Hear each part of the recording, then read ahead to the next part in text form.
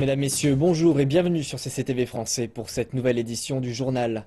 À la une, le président chinois Xi Jinping est arrivé en Égypte mercredi après-midi pour une visite d'État. Tout de suite notre reportage.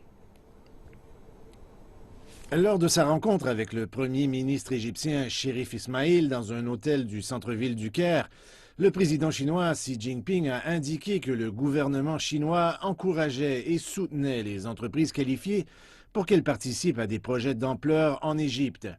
Sa visite en Égypte a pour but de consolider et d'approfondir la relation Chine-Égypte de manière globale et de faire avancer la coopération pratique entre nos deux pays pour de nouvelles réalisations. Le président Xi a proposé que les deux pays fassent plus d'efforts pour lier leur stratégie de développement et accélèrent la coopération dans le cadre de l'initiative de la ceinture et la route, afin que leur consensus donne des résultats concrets le plus rapidement possible.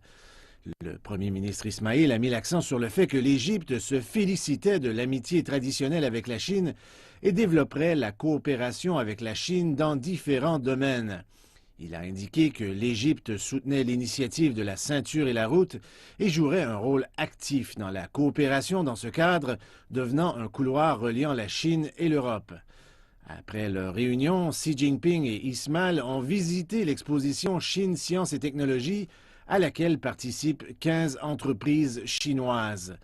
Plus tard mercredi, le président Xi a rencontré 10 personnes décorées pour leur contribution remarquable à l'amitié Chine-Égypte, y compris l'ancien secrétaire général de l'ONU, Boutros-Ghali.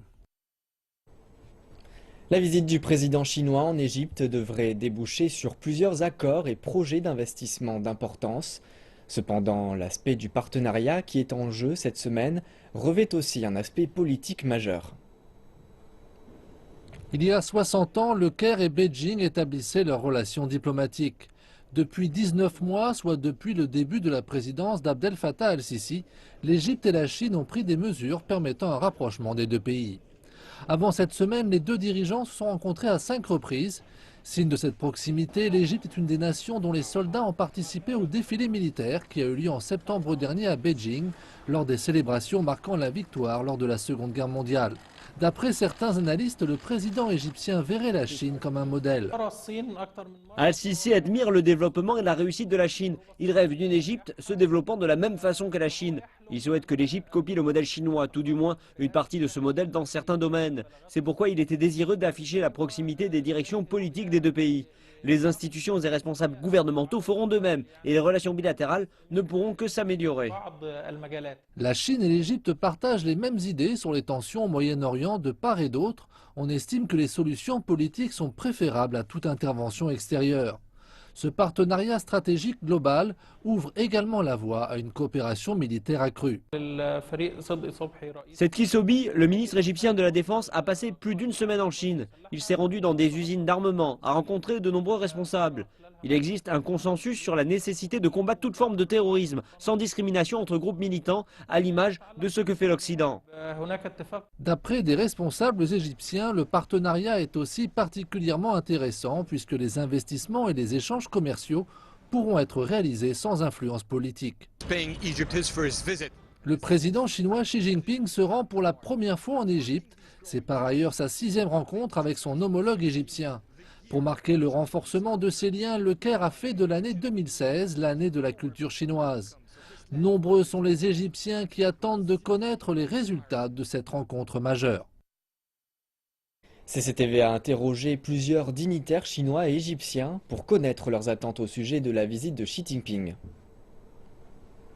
La Chine et l'Égypte ont resserré leurs relations pour arriver à un partenariat stratégique global en 2014.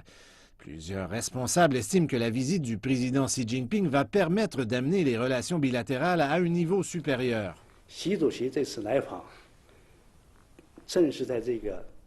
La visite va rendre notre partenariat stratégique global plus concret. L'Égypte est située au carrefour occidental de la ceinture économique de la route de la soie et de la route de la soie maritime. Nos amis égyptiens ont accueilli avec beaucoup d'enthousiasme l'initiative Une ceinture, une route. Pendant la visite du président Xi, les deux parties parleront de la coopération dans ce cadre. En attendant, l'Égypte planifie un grand projet pour développer le canal de Suez et les deux stratégies peuvent bien s'intégrer.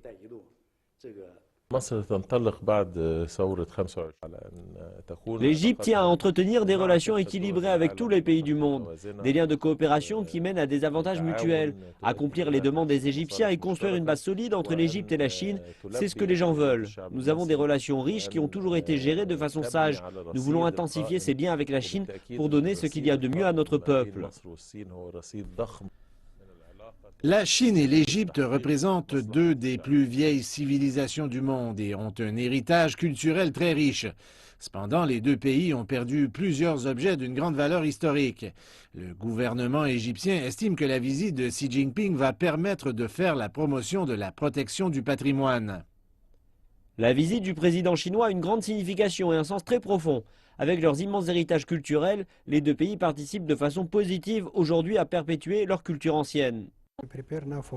Nous préparons des mémorandums d'entente pour cette coopération, pour préserver nos antiquités et notre héritage à l'extérieur du pays. Je pense que ce sera une bonne chose pour la Chine et l'Égypte de travailler ensemble à ce niveau. Le tourisme est en Égypte une importante source de revenus, mais aussi de devises fortes. Le secteur touristique national a été fortement frappé par la destruction d'un avion russe en octobre dernier. On suspecte en effet une opération terroriste. Le pays tente de relancer cette activité qui lui est vitale. Le Caire se tourne donc vers le marché chinois. Comme nous l'a expliqué le ministre égyptien du Tourisme, Hicham Zazou, cette question sera abordée lors de la visite du président chinois Xi Jinping au Caire. Le nombre de touristes chinois a augmenté de façon spectaculaire depuis 2013 et 2014. J'estime que le rythme de croissance a presque atteint 100%, passant de 60 000 à plus de 100 000 touristes autour de 200 000. Et nous continuons de faire ce qui est nécessaire pour accroître le nombre de visiteurs venus de Chine. C'est une source de marché très importante pour nous. Pensant à ce chiffre de 200 000, j'espère qu'1 million de touristes chinois viendront ici dans peu de temps, d'ici 1 à 3 ans en fait. Nous discutons de la possibilité d'augmenter le nombre de vols. Il existe un accord bilatéral portant sur le nombre de vols depuis l'Égypte, mais aussi depuis la Chine. À l'heure actuelle, nous atteignons la plupart des quotas dans ce domaine. Nous voulons les accroître et nous voulons demander aux partenaires chinois de faire de même de leur côté. Il s'agit aussi de travailler ensemble aux activités culturelles et touristiques, car nous savons qu'il existe une forte présence de la Chine en Afrique. Nous désirons améliorer les installations mises à la disposition des voyageurs chinois en leur accordant un visa à l'aéroport à leur arrivée. Nous savons en effet que la Chine, géographiquement parlant, est un grand pays et nous devons encourager tous les Chinois à se rendre en Égypte, qu'ils soient capables de décider seuls en prenant un vol de n'importe quel endroit pour se rendre directement en Égypte. Mercredi, le président chinois Xi Jinping a visité le site historique du palais Al-Mourabba dans la capitale saoudienne, Riyad. Il était accompagné par le roi saoudien Salman Ben Abdelaziz Al Saoud lors d'un événement culturel où il y a eu de la musique et même un peu de danse. On a servi du café arabe au président chinois et de la nourriture typique de la région. Les deux dirigeants ont aussi visité un monument à la mémoire du roi Abdelaziz Ben Abderrahman Al Saoud, le fondateur de l'Arabie saoudite. Le président Xi a remarqué la conception du palais, notamment pour sa beauté architecturale arabe traditionnelle.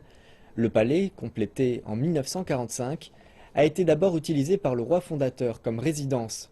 Xi Jinping a aussi déclaré qu'il avait été impressionné par l'amélioration des infrastructures, de la circulation et de l'environnement depuis sa dernière visite il y a 8 ans. À Davos, en Suisse, se tient actuellement le Forum économique mondial. Nombre de ses participants suivent avec attention les visites officielles du président chinois Xi Jinping au Moyen-Orient. CCTV est allé à la rencontre. Il y a beaucoup à faire, pas seulement dans les domaines de l'investissement et de l'économie, mais également dans le domaine culturel. La coopération dans les domaines scientifiques et artistiques doivent être développées comme tout ce qui relève du soft power. L'intervention du président chinois est importante pour nous tous.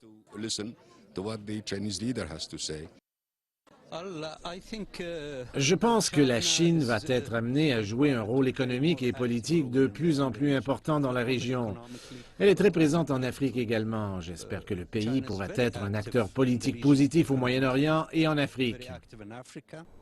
Un tremblement de terre de magnitude 6,4 a frappé le nord-ouest de la Chine. Reportage. Les premières secousses se sont fait ressentir à 1h13 ce jeudi matin. L'épicentre a été localisé à 33 km dans le nord-ouest du comté de Menyuan, dans la province du Qinghai, à plus de 10 km de profondeur. Les secousses se sont également fait ressentir à Xining, la capitale provinciale, mais également dans les zones à proximité de la province voisine du Gansu et de la région autonome Hubei du Ningxia. Les autorités ont indiqué que le séisme a principalement frappé une zone montagneuse faiblement peuplée. Pour le moment, aucune victime n'a été recensée. Seules quelques maisons ont été endommagées. Les services télécoms locaux sont tous restés en service. 2 heures après la fin du tremblement de terre, près de 86 répliques ont été enregistrées, l'une d'entre elles atteignant même une magnitude de 3,9.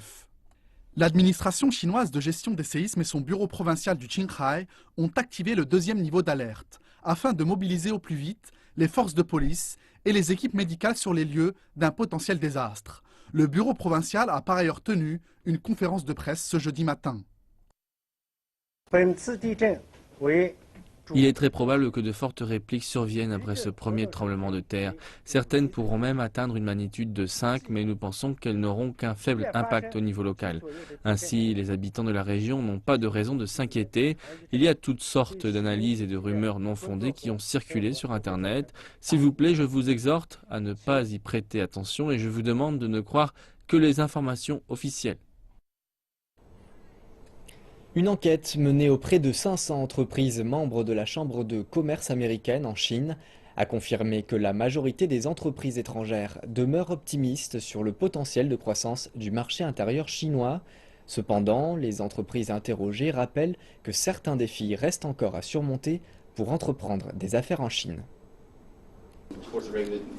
2015 fut une année à haut risque en termes de croissance et de profit pour les entreprises américaines présentes en Chine. C'est ce que montrent les résultats de l'enquête menée conjointement par la Chambre de commerce américaine en Chine et Bain Company.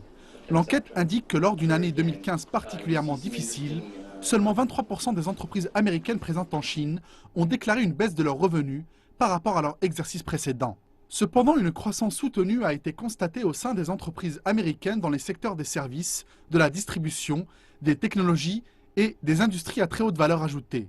Cette tendance confirme le changement de la stratégie de croissance que la Chine vit actuellement. La plupart des entreprises interrogées demeurent encore optimistes sur leurs perspectives de croissance sur le marché intérieur chinois, alors que le pays enregistre sa croissance la plus faible depuis 25 ans. Il faut garder à l'esprit que la Chine est engagée dans un processus complexe de transformation de ce modèle de croissance économique. Nous devons donc accompagner ce changement et être présents si nous voulons augmenter nos profits à terme. Les résultats de l'enquête montrent clairement que la Chine reste la principale destination des investissements des entreprises américaines à l'étranger. Ces dernières entendent continuer avec prudence leurs investissements calculés dans les secteurs de l'innovation et dans les nouveaux débouchés. Néanmoins, les entreprises américaines présentes en Chine expriment leurs inquiétudes sur certains aspects du climat des affaires dans le pays. Elles espèrent également que leurs partenaires commerciaux locaux, mais aussi les autorités du gouvernement chinois, pourront mettre en œuvre une stratégie visant une croissance qualitative pour l'année 2016. L'Indonésie, géant de l'Asie du Sud-Est, possède tous les attraits pour attirer les investisseurs. Le pays a une population jeune et connaît une croissance économique. Les entreprises chinoises investissent considérablement dans le pays. L'Indonésie est la seconde destination d'investissement de la Chine dans la région. C'est ce qu'ils font le mieux. L'entreprise China Huatian Engineering est spécialisée dans la construction de centrales électriques et est très connue en Indonésie. Le placement global était de 1 milliard de dollars. Nous avons également obtenu 1,6 milliard de dollars pour le sud de Sumatra. Et nous suivons beaucoup. L'entreprise Huatian n'est pas la seule. Les entreprises chinoises, privées ou gouvernementales investissent énormément en Indonésie. Selon le Conseil d'investissement indonésien, la Chine est à présent le plus grand investisseur étranger du pays pour l'année 2015. La Chine est la première priorité de notre bureau du Conseil d'investissement. Depuis 2015, nous avons organisé plus de 10 réunions à Beijing, Shanghai, Guangzhou et dans d'autres villes de la Chine. Se focaliser sur la Chine fait sens.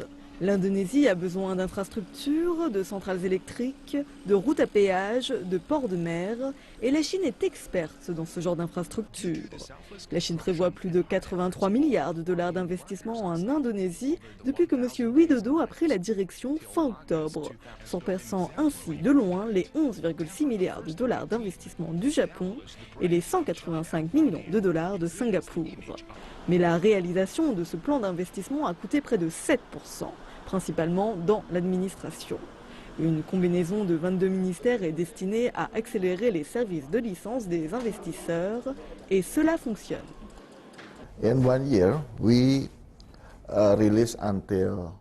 En un an, nous avons libéré jusqu'à 150 milliards de dollars d'investissements bancaires, soit une augmentation de 45% par rapport à l'an dernier. 45% year on year. Le conseil d'investissement a désormais lancé un nouveau service en 3 heures pour les investisseurs, réduisant le processus de 30 jours à 3 heures seulement. Les entreprises d'État de Shanghai ont enregistré un record de bénéfices, 313 milliards de yuans en 2015, soit une hausse de 19% par rapport à l'an précédent. Cela est en partie dû aux réformes de titularité au sein de ces entreprises. Le gouvernement a déclaré lors d'une réunion cette semaine que les réformes continueront cette année.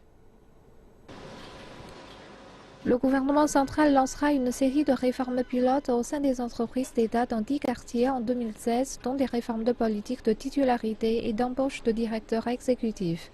Shanghai réalise également des réformes de titularité, dont l'introduction en bourse d'entreprises entières et non seulement les filiales rentables.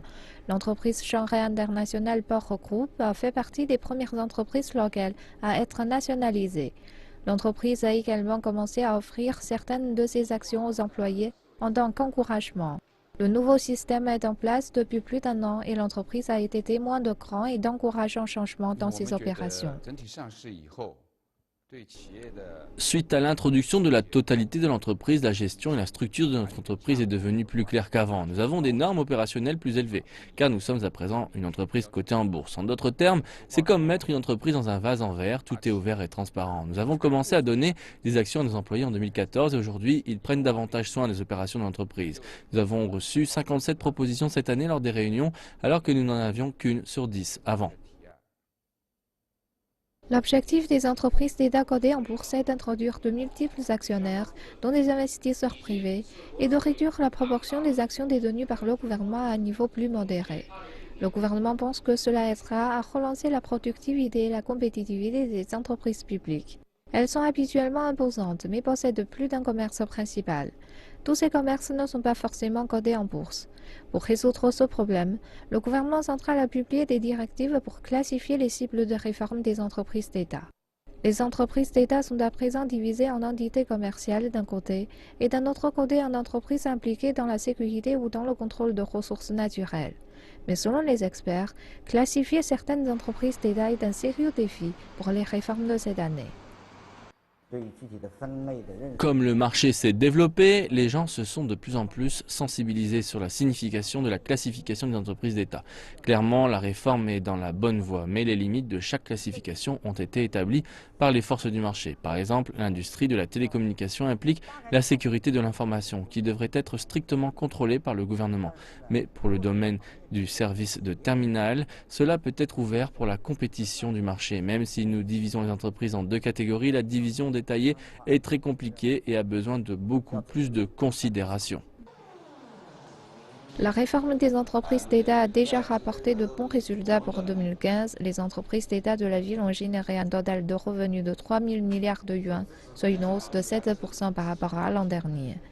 En plus des réformes de titularité, les entreprises d'État à Shanghai explorent également d'autres chemins pour augmenter leur rentabilité pour l'année à venir. L'entreprise Shanghai Port, par exemple, essaie un nouveau système pour embaucher les directeurs exécutifs et élargira les actions à ses employés cette année. À quelques semaines du Nouvel An chinois, la télévision centrale de Chine s'active pour les derniers préparatifs du gala de la fête du printemps 2016. Il s'agit d'un rendez-vous incontournable pour tous les Chinois et cette année un spectacle d'arts martiaux haut en couleur sera présenté à tous les téléspectateurs. À l'extérieur du grand studio de la télévision centrale de Chine, Un groupe d'artistes experts en arts martiaux Wushu vient juste de terminer son échauffement. L'école d'arts martiaux Zhonghua de la ville de Laizhou, située dans la province du Shandong, s'entraîne tous les jours, depuis maintenant près d'un an, pour être fin prêt le jour J. 90 personnes avec une moyenne d'âge de seulement 15 ans sont à Beijing depuis la mi-décembre pour les dernières répétitions. Ils représentent à eux tous la nouvelle génération des ambassadeurs de l'art Wushu en Chine. Nous devons en permanence nous améliorer et rechercher les nouveautés pour enrichir nos spectacles et présenter la quintessence des arts martiaux sur la prestigieuse scène de la CCTV. Par exemple, nous avons préparé une série de performances d'acrobatie en haute altitude et nous avons considérablement amélioré le rendu global de la prestation de notre groupe sur la scène. Depuis 2013, l'école Zhonghua est invitée pour la 3e fois consécutive au gala de la fête du printemps de la CCTV. Ainsi, certains des plus jeunes artistes du groupe passent désormais pour des vétérans. Comme d'habitude, je suis très excité et nerveux à la fois, car chaque année, nous modifions notre spectacle avec des figures de plus en plus difficiles à réaliser. Je veux rassurer mes parents et leur dire de ne pas s'inquiéter. Ils pourront, comme tous les autres, regarder le spectacle tranquillement chez eux. Le thème du gala de la fête du printemps de cette année est « Toi et moi, notre rêve chinois, construisons ensemble la société de la moyenne aisance ». Le gala sera retransmis en direct depuis Beijing, ainsi que sur 4 autres chaînes des provinces du Fujian, du Guangdong, du Shanxi et enfin dans la région autonome de la Mongolie intérieure. Au total, ce sont 40 performances qui seront présentées à tous les téléspectateurs chinois, dont 10 spectacles uniques en leur genre. La dernière ligne droite des répétitions débutera le 26 janvier prochain. Et c'est la fin de notre journal. Merci pour votre fidélité et bonne suite de programme à toutes et à tous sur notre chaîne.